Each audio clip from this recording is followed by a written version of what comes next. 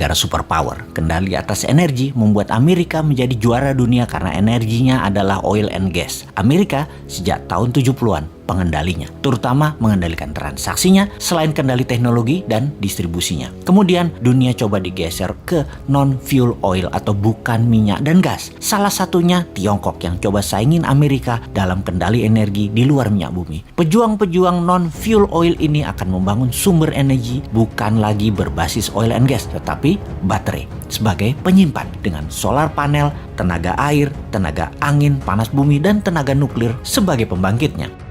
Sekali lagi, kita ingatkan kalau Indonesia mau jadi negara superpower, Indonesia harus punya sesuatu yang didominasi sebagai alat tekan. Sungguh, menjadi negara superpower wajib ada yang didominasi terutama kekuatan militer dan punya banyak alat penekan.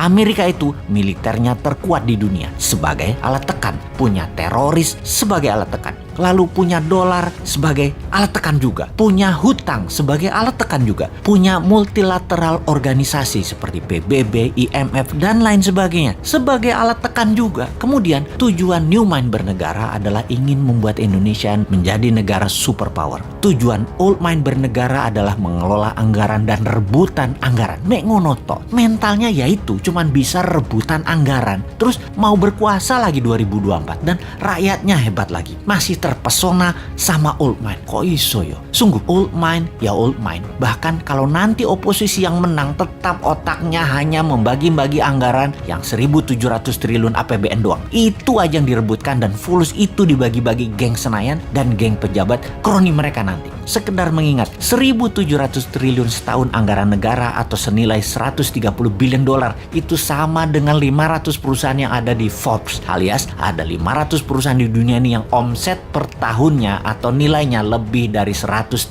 billion dolar. GE misalnya, omsetnya 250 billion dolar, lebih besar dari APBN Indonesia, dan untuk mengelolanya hanya perlu seorang CEO, bukan presiden. Bahkan tidak harus membelah dua negara, bukan harus membelah kampret, cebong, kadal gurun. Membelah dua bangsa Indonesia itu tidak saling tuduh antar ras, yang satu berbungkus agama, yang satu berbungkus materi jadi takut miskin. Alphabet misalnya, perusahaannya Google, nilainya kalau valuasinya saat ini adalah 600 billion dolar. Tesla itu 300 billion dolar. Apple 1.000 billion dolar atau 8 kali APBN Indonesia. Semuanya jauh di atas APBN Indonesia yang diperebutkan setiap 5 tahunan oleh para politisi yang niatnya katanya untuk rakyat padahal tidak. Makanya kalau Old Mind masih mau jadi pemimpin, paling pol yaitu eker-ekeran APBN. Beda kalau New Mind yang jadi, asli beda, nggak rebutan APBN, pada rebutan punya proyek bisnis pribadi dan korporasi yang berjalan baik karena mereka nanti bisa dapat pinjaman 5 kali lipat dari nilai aset yang bunganya 0%. Jadi APBN yang dalam setahun nilainya 130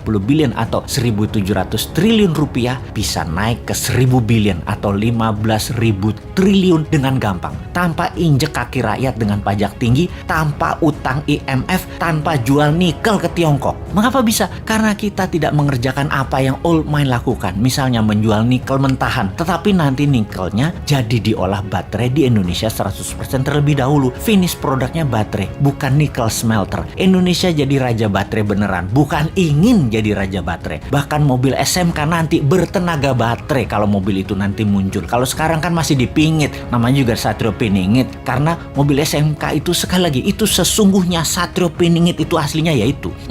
Tapi maaf nih ya, kita ada ketakutannya. Apa yang kita takutkan nih kaum New Mind? Yang New Mind takutkan dalam 3 tahun lagi cadangan nikelnya habis dihajar Tiongkok dan kita nggak ada sisa apa-apa. Jadi deh Tiongkok punya cadangan nikel processes untuk 20 tahun ke depan dan jadi raja baterai dunia.